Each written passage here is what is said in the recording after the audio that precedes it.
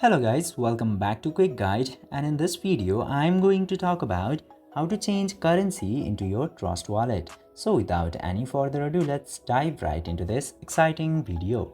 Now, in order to change currency into your Trust wallet, you just simply have to open your Trust wallet application.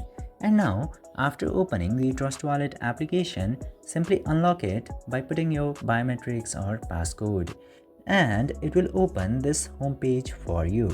Now you just simply have to select any of the action that you would like to perform, such as send, receive, buy and sell. And while doing that action, for example, I'll select this buy option. And now just simply select the coin or currency that you have or that you want to buy. For me, I'm selecting Bitcoin. And after that, you will get to see this flag icon into the top right side. Tap to that flag icon and then you can select so many currencies from here. Just simply select suitable currency that you are searching for.